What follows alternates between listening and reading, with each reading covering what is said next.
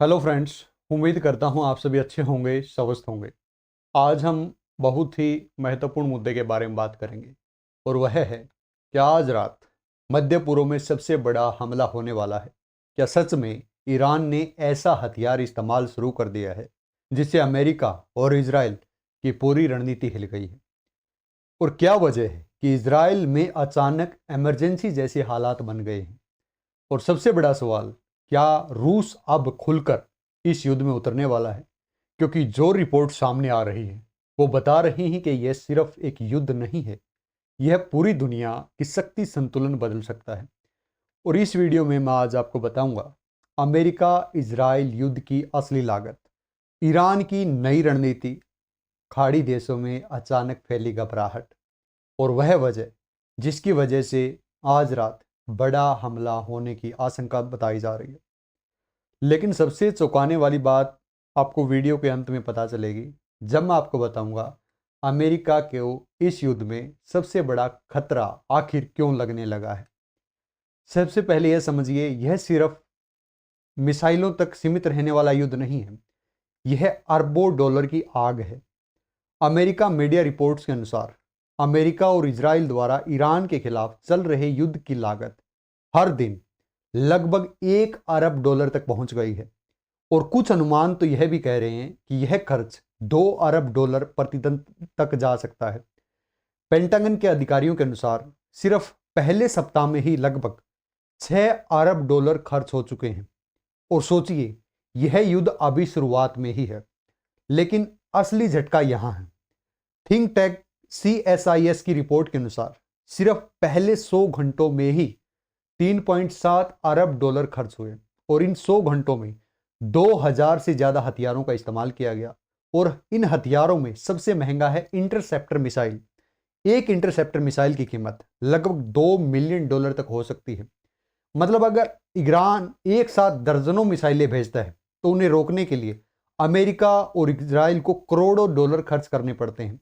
लेकिन यहीं से शुरू होती है ईरान की नई रणनीति, और यही रणनीति इस युद्ध का पूरा खेल बदल सकती है। विशेषज्ञों का कहना है कि ईरान अब युद्ध को आर्थिक युद्ध में बदल रहा है। आप कह सकते हैं कैसे?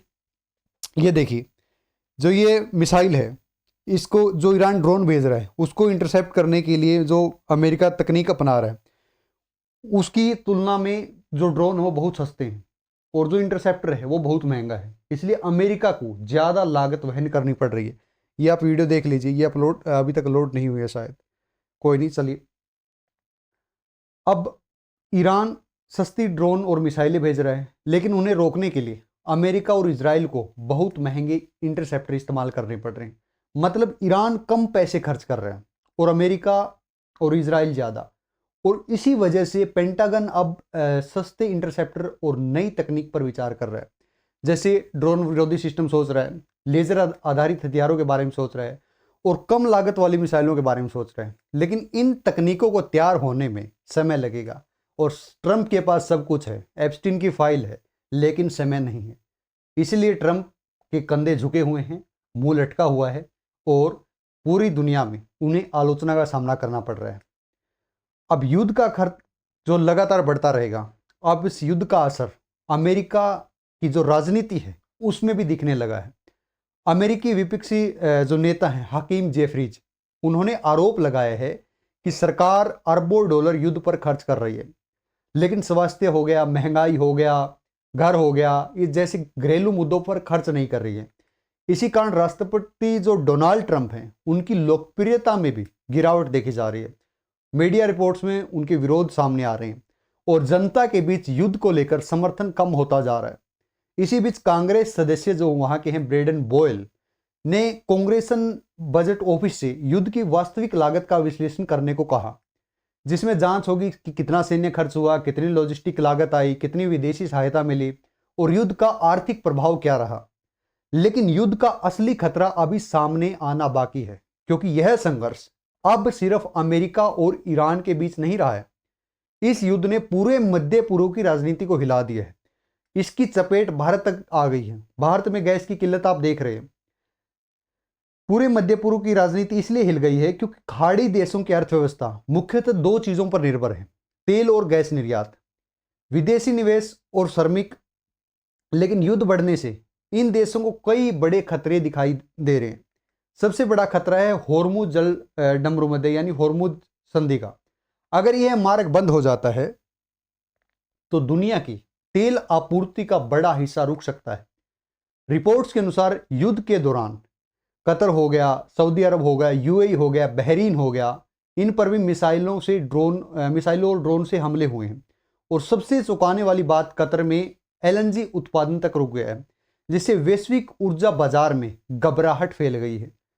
लेकिन अभी जो खबर सामने आ रही है वह इससे भी ज्यादा गंभीर है। रिपोर्ट्स के अनुसार ईरान की मिसाइल और ड्रोन रणनीति के कारण इजराइल में इमरजेंसी जैसे हालात बन गए हैं।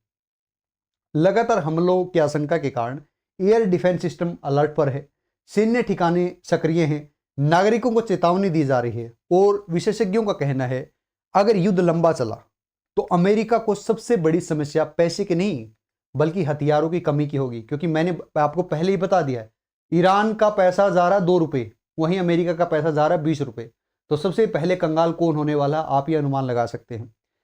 अब मिसाइल और इंटरसेप्टर का भंडार तेजी से खत्म हो सकता है। अब आते हैं उस सवाल पर जिसने पूरी दुनिया को चिंतित कर दिया है, क्या रूस इस युद्ध में खुलकर उतर सकता है?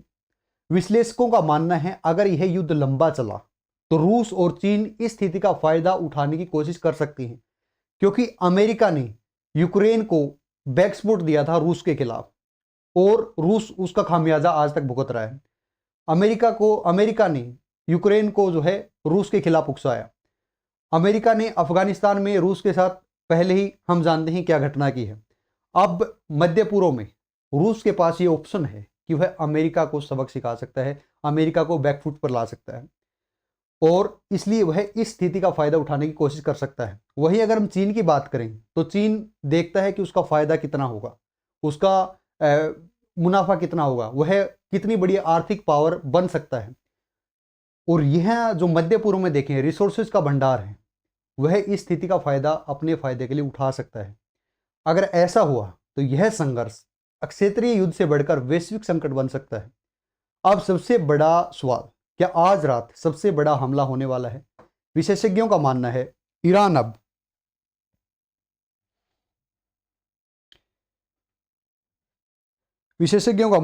ईरान जो है अब